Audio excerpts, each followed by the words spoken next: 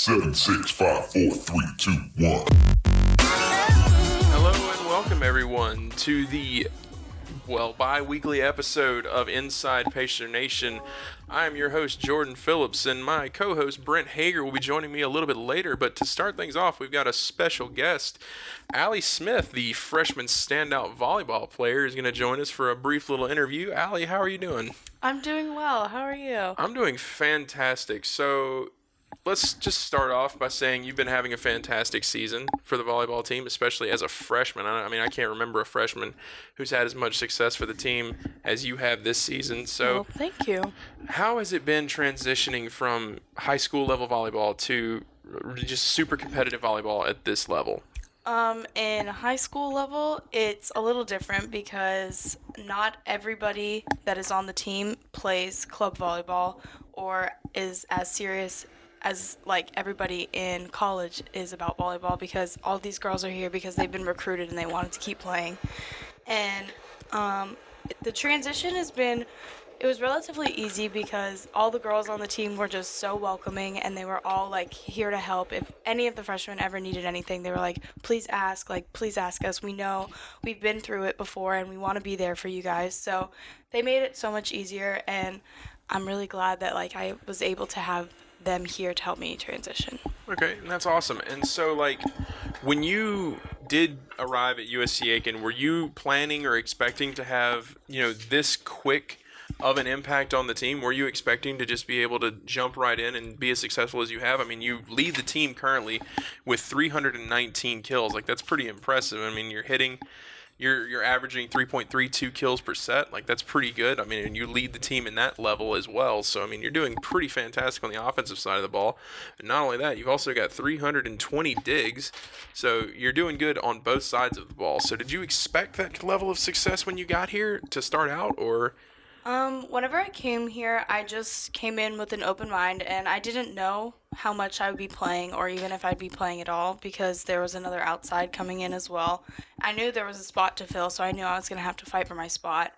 But I didn't go out there with any expectations. I just told myself that I was going to work hard every day in practice, and I was going to go out there on the court and be an option for people to use if they needed me. And I was just going to try to put the balls away and like help my teammates out, because in the end, like, if I didn't have my teammates, I would not be able to accomplish what I've done so far. And I feel like when we're all helping each other, it's so much easier to play as a unit, and I feel like our team is really, really good at that. So I would give like my success to them because they've all helped me so much. And that's awesome. And you mentioned like how important your teammates have been to you, and I mean the team as a whole is doing fantastic as well. It's not just one player or two. I mean the team is going 24-4 as it stands right now at a 15-1 home record. I mean that if you're able to have that kind of success at home, you're going to have good seasons. And so, what do you contribute to the team's success overall? Is it just play style? Is it chemistry? Like what do you think it leads to? I think that our chemistry on the court is incredible. We all like instantly clicked together. Our first game against West Florida was a little shaky because I think we were all like figuring each other out. But once we actually started to like get what each person was going to do and like how they played, I feel like it's made everything so much easier, because I mean we went on the 21 game win streak, and that was just awesome because we were all like flowing, and it was so much easier to play with each other because we were predicting what each person was going to do. And also in practice, since we knew what everybody was going to do, it made it harder for us to like score, so we would have to make new adjustments and like be pushed outside of our comfort zone in practice to make us better for the next game. So okay. And so coming up this weekend, you have the conference tournament down at Georgia College. So what are you and your team going to have to do to pull out the conference tournament win? I think we're going to have to get back to how we were playing when we had our long winning streak, because I think our loss from Flagler like shook us a little bit, and then our loss from Georgia College did as well. And we came back and we beat Augusta, but I think we're just going to have to find that zone that we were in and come together as a team again and just start flowing once again. Okay. And so looking forward ahead even more, you have the regional tournament just after the conference tournament there towards the end of November, going on into December. And so that's going to bring basically the best 8 teams in this region, in the Southeast region, together. I mean, is that intimidating at all for you and your teammates, or is it more of an elevation thing? I think that we all really, really want to get there, and we all really want to play against those teams, because it's so much more fun to play against teams that are really, really good, because the games are always intense and like everyone's adrenaline is always pumping.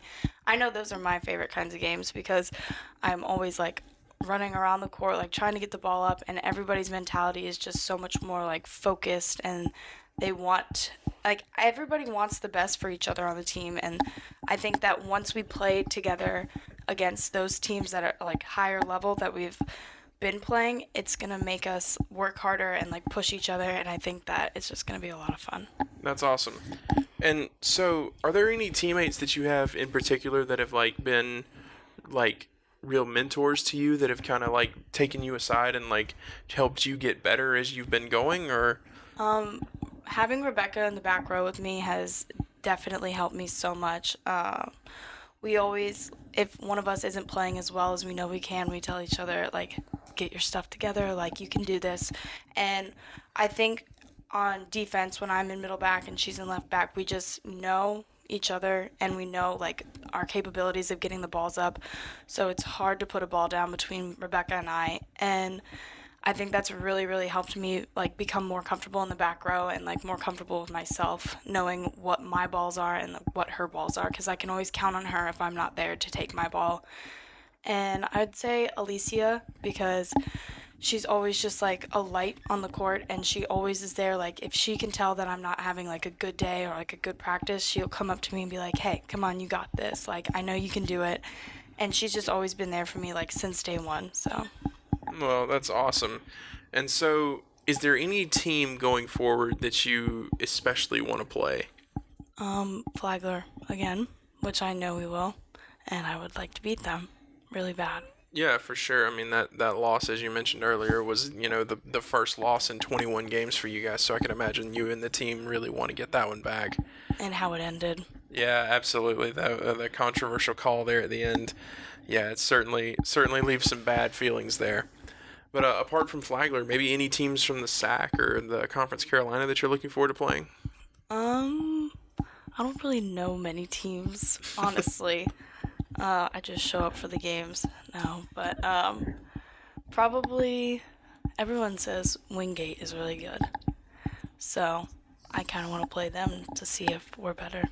That is a good goal to set for yourself. The 2 best teams in the Southeast region going at it head to head. That's going to be pretty entertaining, and I'd love to see that myself. So, but I think we've taken enough of your time tonight, so we can go ahead and wrap this interview up and hand it on over to my co-host, my esteemed co-host, Brent Hager. So thank you so much, Allie Smith, for your time, and we look forward to all your success in the conference and regional tournament. Thank you.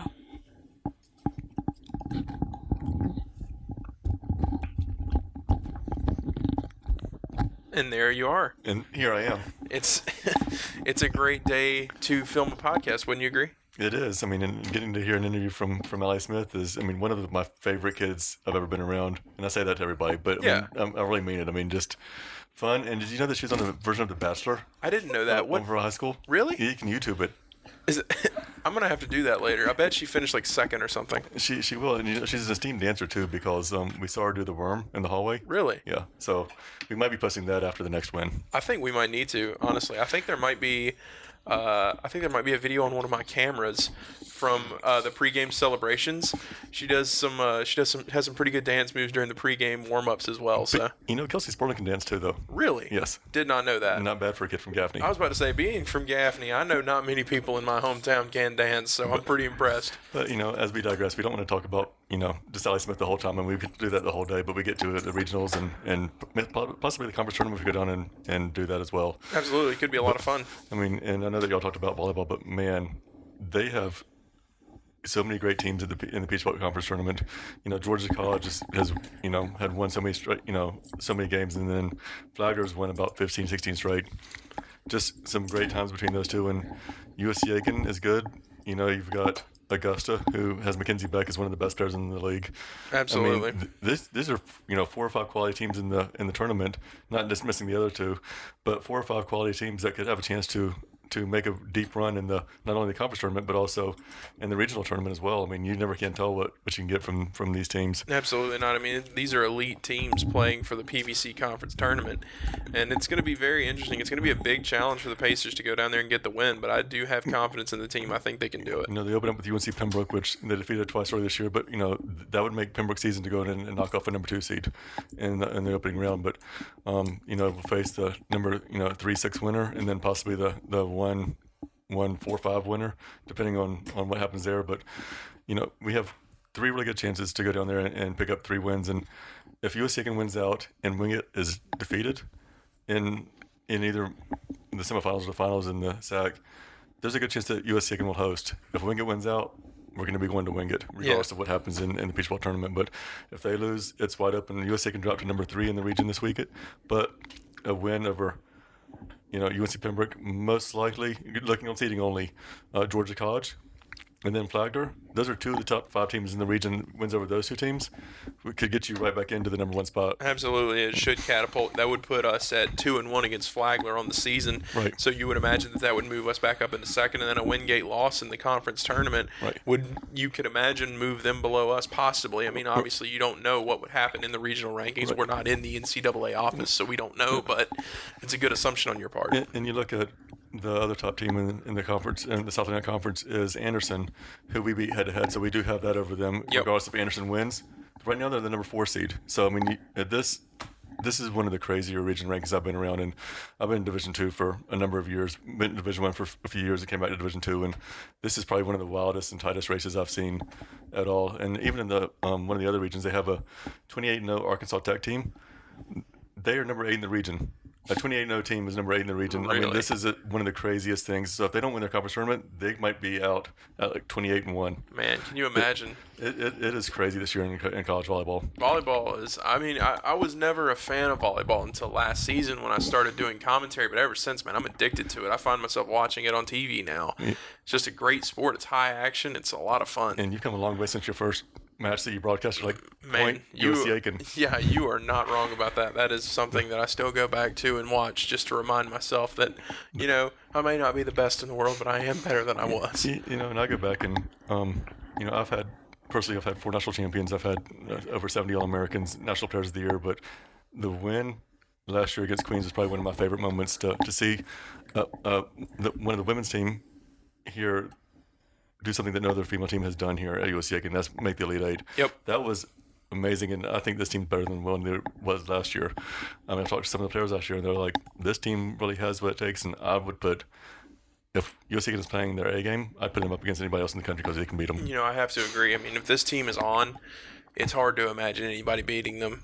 Coach Cox says it at every chance he gets. If his team can hit over 300, they can play with anybody in the country, and then that is very true. I mean, this team is they are dangerous. It is, and they don't have just one dynamic person. They can go. I mean, you've seen seniors, Julia Forrester, Emily Telon, Alicia Hines, and done great things. Last year, Lauren Howard came in when Emily got hurt, and she played a couple of great matches there. You've got, Rebecca Martinez, which has a chance to be an All-American this year, 3rd in the country in digs. You've got Allie Smith. You've got, Bryn Bonner. You've got Natalie Perrault. You've got up and down the line. You've got so many great student athletes, and there is talent at every single position and it's depth at every single position. Absolutely. And I mean, I look at not just the volleyball team, but so many of the USC athletic teams are starting to have that depth like USC and like the volleyball team has, and it's nice to see. I mean, and I'll switch sports for a second and give kudos to Bree Epley for making the all-tournament team with women's soccer after not being in the Peach Bowl tournament for 3 years. They go in, get the number 8 seed. They lost, but that's a step in the right direction, and that's where USC volleyball was about 4 years ago. They didn't make the conference tournament my first year here in 2013. They were on the verge. They got to the conference championship game, lost. But the next year they get to the conference or the NCAA tournament, lose in the first round as a number 3 seed. The next year, their number 1 seed got upset by a Nurskin team. Yep. And Barton's coming from that conference this year, and we've already beat them once, but they are a really good team. But something like the women's soccer team next year, they have so many people coming back. you can see them probably making a jump to maybe 4, 5, 6 in there next year, and keep in the conference tournament. And if you're 4, 5, or 6 in the conference tournament, you got a shot to make the NCAA tournament in women's soccer here. Oh, absolutely. Because the Peach Belt is hands down the best in this region. Absolutely, and as you mentioned, they were on the verge so many years. It's been a rough 3 years for them, and then they managed to make some progress this year. They took a step forward, and it wasn't the best season in the world, but they did take that huge step forward that is so important. They were able to make the conference tournament. They got the monkey off their back, so to speak, and they got in. And so there's only good things that can come from this. And I look at it. Don't mean to interrupt. Actually, Go ahead. Really don't care. Oh, so of course not. Never. The women's soccer team lost, I think, 6 one-goal games this year, something like that. Mm-hmm. It's very similar to 2013 volleyball when they lost 8 of the 10 5-set matches.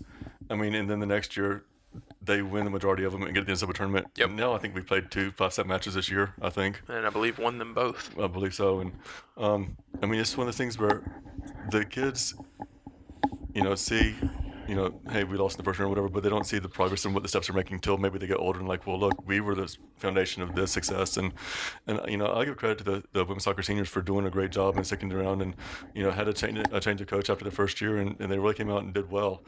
And, I am so stoked about that team. The men's soccer team is really young as well. Cross country is going to have a young team next year. And, we go right into women's basketball, which has 9 newcomers this year. And we don't have a senior on the team. We've got 4 sophomores that played last year. One of them's, not playing right now because coming off of injury, Quajon Farah, who was the Peach Belt Conference Freshman of the Year last year. Yep. And then we go in early this week and knock off number 25, Benedict. Yeah. How awesome is that to have, 9 new kids out there and Marissa Bruce records a double-double in only her 3rd career game. And, the women's basketball team's 1-2 right now going into the weekend, but they played a Carson Newman team, which will be in the top 20 when the next poll comes out. Easily. And they played Lincoln Memorial, who was, top 25 already. Knocking on the door, yeah. They were the number 24 in the nation. And They were, yes, they were. And, after the first quarter, we played even with them. So, Yeah. I'm excited about this team. And, I'll switch real quick to men's basketball. We saw them lose a tough game to Payne that, came out of the gate a little bit slow. Took about an 8-point lead, I believe it was. Payne batted back. Payne played great. USC didn't play great in the second half, but, this is a team that they don't have to worry about going undefeated, Yeah, that's off their back. Yeah, exactly. And, that you don't even have to worry about that now. You just play the best basketball you can. It's your game now. And I'll be honest, when I was working in my last job, I had a team that was 34-0, number 1 in the nation, lost in the national semifinals, but because they were worried about being undefeated. This team, let's go out there and play now. Exactly. They don't have that burden to bear anymore. No, and I think this is a team that's hungry.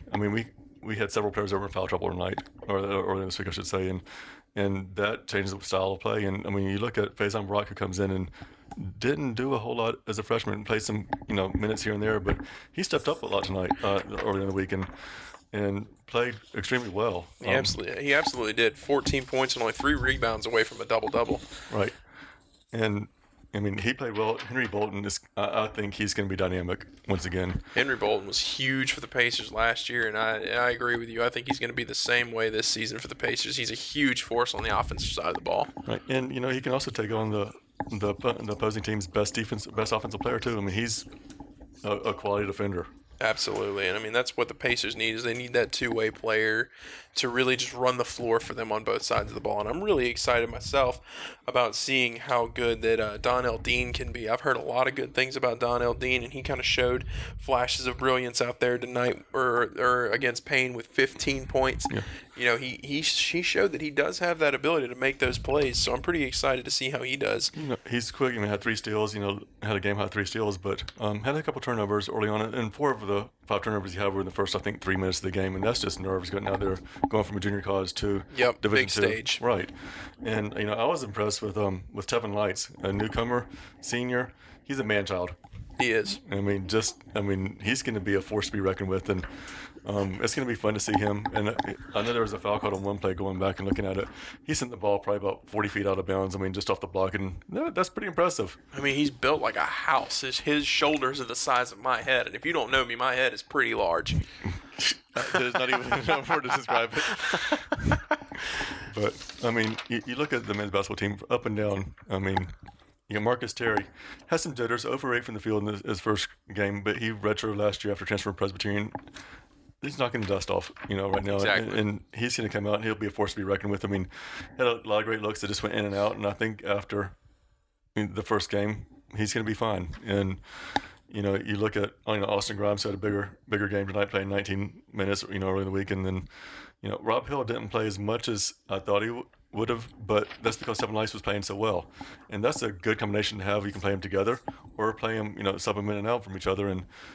And Rob Hill, as we saw last year, was a force to be reckoned with as a freshman, and he's going to do bigger things, I think, this year. And while we're talking about the bigs, I mean, Darius Bell, the power forward, the freshman power forward, he did really well in his limited minutes tonight. I mean, he showed some really good defense, showed a lot of hustle and a lot of heart out there. I'm pretty excited to see how he's going to do on defense especially. Yeah, and on the offensive glass, he had 3 offensive rebounds, and for 7 minutes of work, that's pretty daggone good. It is. I mean, you transfer that to a full 40-minute game, and you can do the math yourself. I really can't do the math. I got my degree in accounting, but I'm not doing the math. Yeah, I was about to say, I'm a comm major, so I'm going to let you do that. I know, you can count to about 10, right? Yeah, around about. Yeah. But, looking at the first game, USC Aiken in the second half only shot 14% from the field. That's not going to happen very often. I mean, shots just went in and out, and I think they were rushing stuff at the end. And, they tied the game up. There's a technical called, here and there, and I think that derailed some momentum they had. And give kudos to Payne. Payne plays a tough style of play, a pressing style, and, this is their third game. This was USC Aiken's first, and that's going to be a little bit of a change. We saw the women's basketball team look better the second day of the season than they did the first, and looked even better the third day than they did the first two. So, it's just getting out there and playing a little bit. They've got a tough game. The men's basketball team does. The next game, I believe, is at Anderson, which is always a tough out in the region of men's basketball. I mean, especially I think USC can beat them by 3 last year, if I remember correctly. And playing at Anderson is going to be tough. It is. I mean, it absolutely is. They're going to have to shake off this pain loss, take the positives from it, and move on very quickly. Right. And as we talked about, with both the men's and women's basketball teams, this year the Peach Belt has done something differently with scheduling. So the men's basketball team has only played 1 game. They're getting ready to play 2, 3, and 4. They're going to be non-conference games. But they only have 4 non-conference games this year because they're playing a true double round robin schedule. So they lost a handful of games that they would have before for non-conference. So these games mean a lot for region rankings, regardless of who it's against. Because once you get in the conference, you're playing for a conference title all right off the bat instead of having 7 or 8 games to warm up and then worry about trying to win your conference. And it's a completely different ballgame now. Exactly. I mean, the pressure is on these guys from the jump of the season. They absolutely have to get going quickly. Right. And I think that may have also been in the back of the Pacers' mind, thinking that, we don't really have a grace period anymore. We have to fire on all cylinders out of the gate if we want to have a chance to make it to the conference tournament. Yeah. And you know what? The good thing is the first game of the season doesn't define a national champion. It's not college football pretty much. So yeah, never does. So it's not a big deal at all. They're going to go through, get everything worked out in the next couple of days, go to Anderson on Tuesday and see what they can do from there. But switching to women's basketball real quick, what do you think of Melek Tuwil?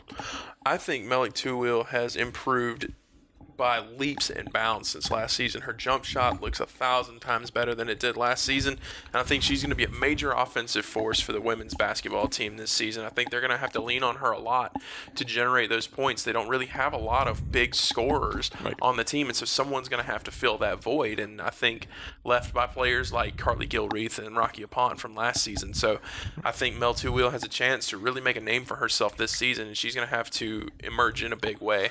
And she's reached double figures in the 3 games that they played. Last year, it took her maybe 3 or 4 games, not speaking anything bad, but when she played limited minutes, so it took her 3 or 4 games to reach double figures combined in those games. And, every time I walk through the gym, setting up for whether it was volleyball or basketball or whatever, she's in there shooting. It's like she's here more than anybody else other than Jim Hurley. Yeah. And that's just, a testament to her wanting to get better. And you can tell that she's worked hard all year long. And, I'm happy for her. And, she's like, I want to play more.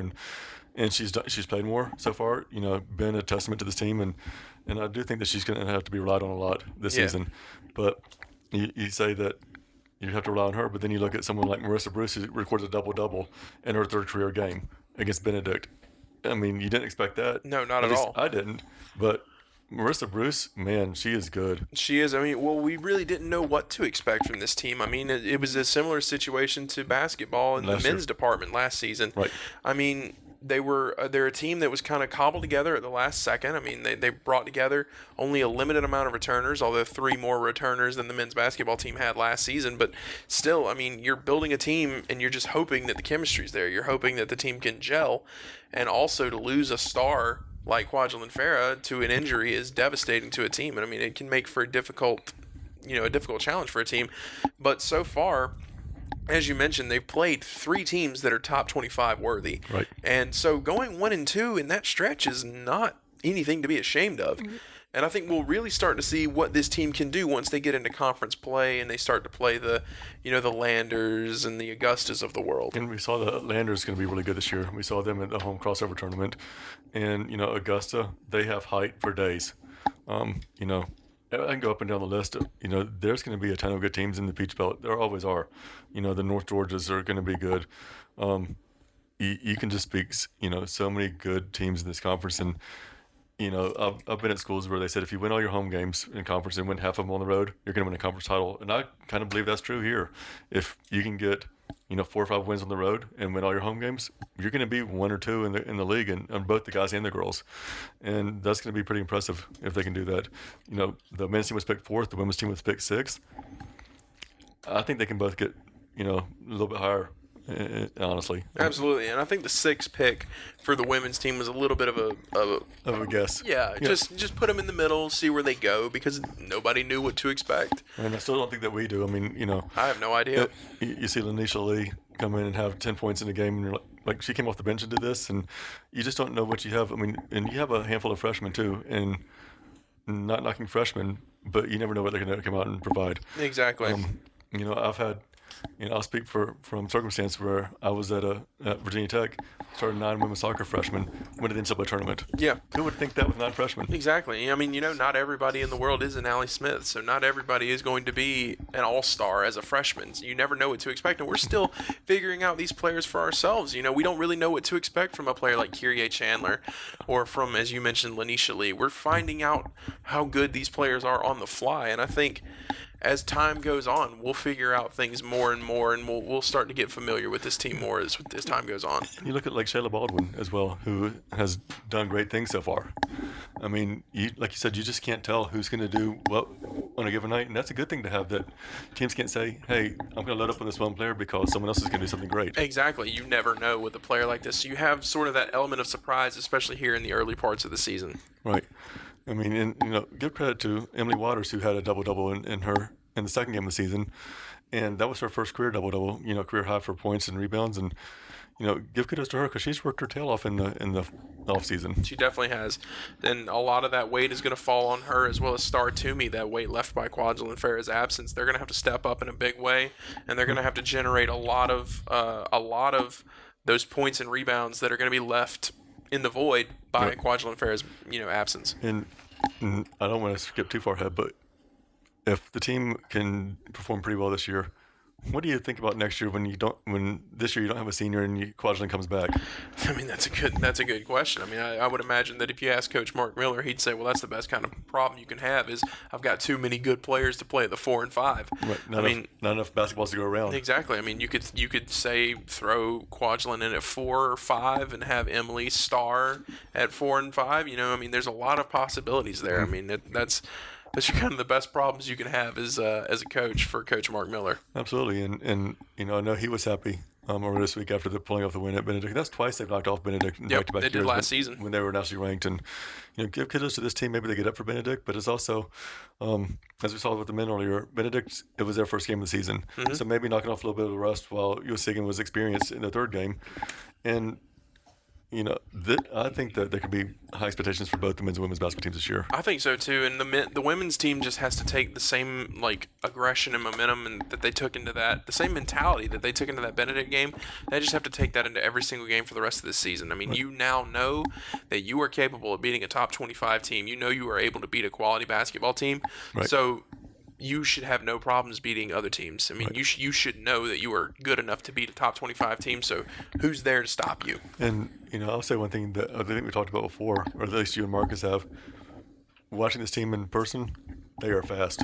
Yes. You know, Yes, they are. and he talked after the first game. We committed some turnovers that we probably shouldn't have trying to go up and down the court, but I think after playing a couple of games, it's going to get under control, and they're going to figure out what everybody can do, and having that speed, it's going to be unmatched by several teams. Exactly, and it's building chemistry. Right. And so you can be as fast in the world, but if you have no chemistry, then it's going to be hard to generate those fast break opportunities. It's going to be hard to generate those passes down the court.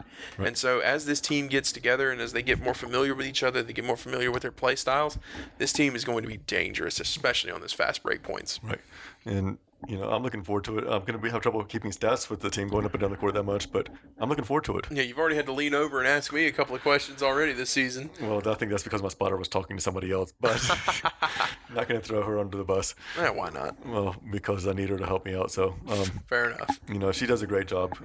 But it's also really loud back behind us with the fans right there. So, but a couple times that the PA announcer was trying to say something, they were screaming behind us, and you couldn't tell what was going on. And it's good to see that amount of energy coming from the crowd. And it was, and I think that the student section was actually pretty full, this past week too, which is a nice thing, and it's a good thing to have. And if they can carry this into next semester, because I know that we're going to play about 4 or 5 games when the students aren't in school. Yeah. So that's going to be tough. But when they come back, if they can pack the convocation center, I think it's going to be one of the toughest places to play in the region. It can be. I mean, it's a very big arena. It's kind of cavernous in here. It can be a little bit intimidating for opposing teams, especially if we can pack it out like tonight. Right. And, I'm excited to see what both men's and women's basketball can do. I'm also kind of excited to see what the teams in the spring are going to do. I mean, I really am. Men's and women's tennis have a chance to make the NCAA tournament, without Armstrong in the conference anymore, because they've now meshed with, consolidated with, Georgia Southern. I believe so. It's either Georgia Southern or Georgia State, one of the two. Georgia Southern, I believe. And, that was a number 1 or 2 ranked tennis program every single year, and USC never defeated them in tennis.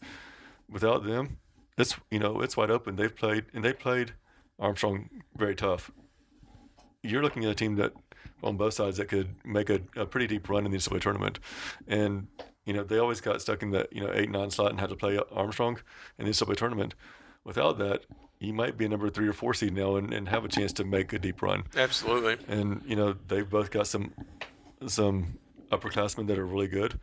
Well, on the men's side, you have Antonio Subagera, who's a sophomore, reigning Peach Bowl Conference freshman of the year, and I'd argue to say that he's one of the best players that's ever stepped foot here. I mean, I know it's a lot of pressure on him, but I think he's that good. I think so too. As you mentioned, PBC Freshman of the Year. I mean, that's a high honor and it's high praise for him. But he's going to have to, really step up this season. And he's going to have to show that he's worthy of that award. Right. And on the women's side, they are just stacked with a lot of upperclassmen that have been playing in the lineup for 3 or 4 years. Olivera Veskovich and Kayla Calvert come to mind, and are 2 of the kids that I call them kids. They're 22-year-old, women, but they're 2 student athletes that are going to be great forces to be reckoned with. And, Olivera will play up at the top of the lineup, Kayla in the middle of the lineup, but those are pretty much 2 wins every single night. And if you can get 2 wins in singles, and if you get a couple wins in doubles, you've only got to win 1 more somewhere, and that's a pretty stacked lineup. Exactly. And, I'm looking forward to that. I'll go into softball. I mean, I have those student athletes are by my office about every single day, because Coach Snyder's office is next door to mine now. Man, they came off a 22-24-1 season last year, but you've got some senior leaders with, Brielle Jungblood, Chandler Terrapin, you've got Lenny Dorgan, you've got some people over there that can help get USC again over the hump. And we saw last year 14 games that they lost by 1 run, and they had a chance to tie or take the lead in the 6th or 7th inning. 14 games, you win 7 of those, you're probably number 3 seed in the NCAA tournament in the region. This team is not that far away from being really good. Not at all. I mean, as you mentioned, they're 1 at bat away. Right. At any given time. And so they're just going to need big performances from their star players. The City Kate Murphys, the Brielle Jungbloods, they're going to need big performances from them. And pitching is going to have to step up as well this season. They've got a couple of young pitchers coming in. They're going to have to really step up and match up with the upperclassmen. But this can be a special team. And you saw that, Lenny Dorgan surprised me a little bit with her pitching last year. I mean, she played second base pretty much for the first couple of years, and she moved in and started pitching. And, I believe it was against Flagler, where she pitched a 13-inning game. Is Flagler Montevallo, and you just don't think that she can go that long. But she, throwing about 160 pitches and goes the distance and gets the win. That's pretty daggum impressive from anyone. Yeah, you don't see that very often in softball. I mean, especially softball. I mean, that's basically pitching 2 games. Right. And, for her to come in and she is a different type of pitcher than Chandler Terrapin or Hannah Price and Caroline Cockrell, I believe, too. All are more power pitchers. Lindy throws the off-speed stuff. And, you see, say, Chandler Terrapin throwing the fastballs and the screwballs at you all day long.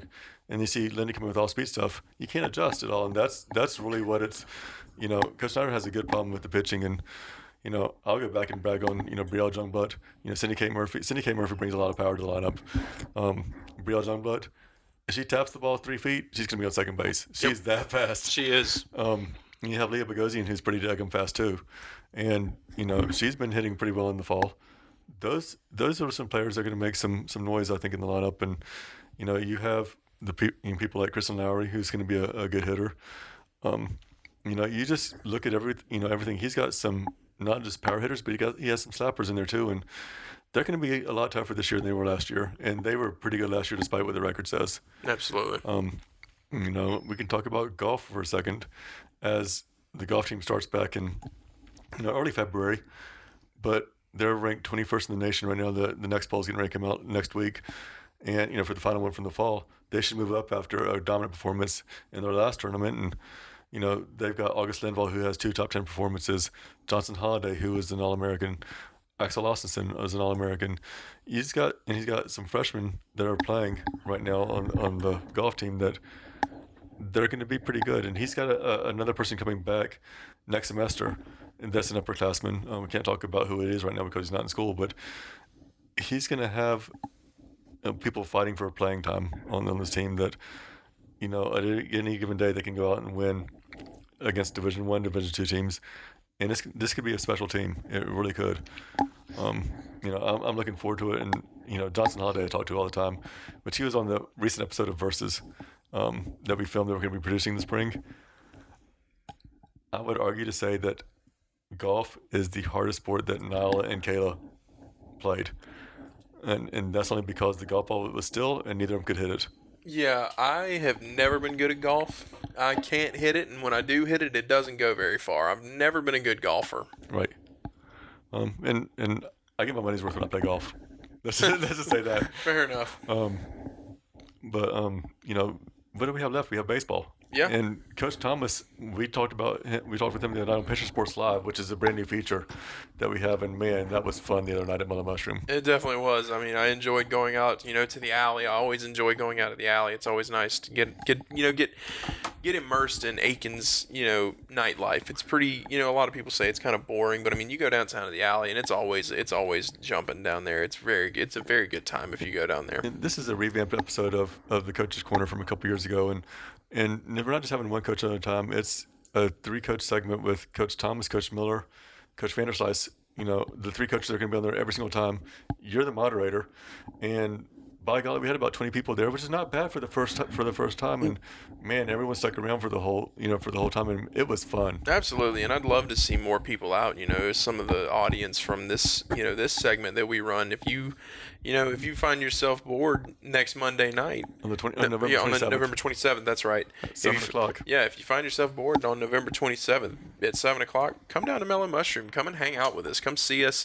We'd love to have you. Come get some pizza. Come listen to some great sports talk. It's going to be a lot of fun. And we don't just talk about USC Aiken there. They talked about the World Series. They talked about college football. They talked about college basketball, the NBA. They talk about it all. And there's also some giveaways too. Absolutely. That, for fans, T-shirts, hats, possibly some tickets for basketball games, for baseball games, for softball games. You just don't know what we're going to be giving away. So I mean, it's fun. We're going to do a little bit of trivia with the fans. And I've been to a lot of schools, as you know, because I'm pretty old. And it was probably one of the more fun times I've had with the Coach's Corner, with the Coach's Show. And Patriot Sports Live, Cody Keesler did a great job with the banner, great design. He put it all together with the audio, visual, technical type stuff. And it's actually on patriotsports.com right now. You can go in there and do a search, and you can go back and watch the whole hour-long segment. Man, there were some stories that they told on there that I was rolling. Coach Vanderslice's story about the mouse breaking up the fight. That, and Coach Miller running about a 4.40. I don't know if it's 4.4. It might have been like 10.4, but hey, but he did what he could. I mean, I'm not sure what age he is, but maybe we put him on the 100-meter dash for that age group nationally and see what he can do. Why not? I mean, and Coach Thomas, that man has more stories than I've ever heard in my life. More stories than I think he knows what to do with. Right. And he's like, man, I can tell you all about him. And I was like, we don't have that much time, Coach. If you let him, he'd have his own show. He would. And, it was such a great atmosphere over there. We had a good group of people that came out. Student athletes came out too, and it's not one just for adults. Student athletes, come out there. Let's have some fun, and I don't know what to say other than, man, it was a blast. And it really was. I enjoyed it. November 27th, December 11th, December 18th, and then we're going to take a little bit of a break because of the holidays. Come back in, I think January 8th, I believe, is the next time, and then the students will be back in school at that point. So I mean, we might have a little bit less numbers the next couple times coming out. Hopefully not. Hopefully more of the community comes out. But man, Mellow Mushroom was excited that we were there. Big banner over there they're going to be displaying. And so people are going to, when they walk in there, they're going to see what days we're going to be filming, and maybe they'll come back and have a pizza, talk to the coaches up close. They don't bite. It's fun to sit there and talk with the coaches. And I've been at Division I schools, Division II schools. You don't really get that type of atmosphere and availability to college coaches as you do here. They will talk to anybody, and bring out the kids. I mean, it's fun. The young kids, they have a blast too. Yeah, and who knows? They might even get a chance to meet some of their favorite Pacer athletes. Absolutely. I mean, we had a handful of them that came over, just sat and ate, and if I could show you the look on their faces, they were rolling the whole time. Coaches up there, which I felt bad because they took your pizza. They did. They did. In the middle. They stole my pizza. Coach Vanderslice, Coach Thomas, and Coach Miller took my pizza and ate it. And the student athletes were rolling the whole time, and I was like, "What's going on?" They're like, "They took Jordan's pizza, and they're eating it in the middle of it, and Jordan's not doing anything about it." There was nothing I could do. We were in the middle of recording. What am I going to do? Stand up and demand my pizza from Coach Kenny Thomas? We could have flipped the camera to somewhere else, and you could have gone over there and taken some of the pizza back. But I think it was a little bit late for that. I think they devoured it pretty quickly. I did end up getting my pizza remade, though. The good folks over at Mellow Mushroom did remake my pizza for me. I was very, very pleased. It was a good time for everybody. And that's what we're trying to do. We're trying to incorporate the school in the community, the athletic department staff. And I heard a rumor that next time we're going to have a coach on there. In December, I believe Jim Hurley's going to join us. And in January, I believe that Dan Robb is going to be a guest person on there as well, and that's going to be fun. That's going to be a blast. Dan could probably do a whole show by himself. I would agree. He's got enough personality for it. He's going to give Coach Thomas a run for his money. And I'm knocking Coach Miller and Coach Vanderslice because they have great personalities too, but everyone in town knows who Kenny Thomas has been since like the last 18 years here. Yeah, if you give Kenny Thomas an open mic, he will talk for 24 consecutive hours. Yeah, and it's great. I know in the past we've done the coaches corner with him a couple years ago. Like, hey, Coach Thomas, how are you doing? That's all you have to say for the next 30 minutes. The one and only question you have to ask Coach Thomas, and you'll find out everything. And I'm not knocking him because he is great to be around. He's a really fun guy to be around. He's got a lot of stories, and he's a big talker. And all three have great personalities to be around. And this is one time for me, we're always so professional here.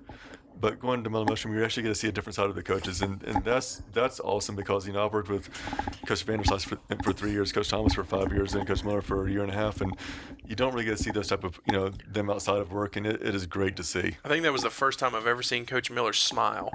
Normally you see him on the sidelines, even if the team's up by 70 points, he's got the stern, the coach look on, and I've never seen him smile before. Right. That was the first time I ever saw him smile. That was nice for me. I felt good. I took a little credit for that. Well, you did a good job. Thank you so much. I appreciate it. I was impressed with you, and hey, feel free to watch the show and send an email. Let us know what you think. If you want some questions asked next time, we'll go ask the coaches those type of questions, and we want to incorporate the audience in it as much as we can. And if you can't be there, send questions. We'll ask them on there, and then you'll get to see them a couple days later. Because we're going to post when we host it on Mondays. We're going to post the videos on pagersports.com on Wednesdays, and if you have suggestions for this show or for other features, email sid@usc.edu because we want to make things better for not only our student athletes and fans and alumni staff, but for everyone involved, all of Pacer Nation. We really do. Yeah, it'd be great, honestly. We'd love to hear from the community. We'd love to hear feedback. If you have any questions or comments, concerns, anything, please compliments, that'd be great. We are struggling with our self-esteem around here. Please send anything that you have, any sort of feedback is much appreciated. Send it on over to us. You can tweet it to us at Pacer Athletics. As long as it's appropriate, of course. Yeah, don't. Yeah. And then anything via email, just let us know. We'd love to hear from the fans of our show, and from the fans of just the community in general. Right, and I mean that without going in depth about every single possession in basketball, I think we've pretty much covered most of everything today. And I mean, I know I'm looking forward to basketball coming up this weekend. Volleyball coming up this weekend. It's going to be a fun-filled weekend right now for USC Aiken. Absolutely. It is going to be a very fun weekend, and I'm very excited to see how things turn out for the Pacers on all fronts. And I will say, from personally speaking, next week, USC Aiken has home women's basketball Wednesday at 2 o'clock and men's basketball Saturday at 2 o'clock in the Convocation Center. And it's a time where a lot of people will be on vacation because of Thanksgiving. But I know that we're going to be here working, and we're going to do what we can for the student athletes. But if you're in town, come out and watch. I mean, it's going to be a couple of games where they might not be heavily attended from students because of the break, but we would love to see a lot of the community out there. And I know that you come in and make some noise because they're going to need your help.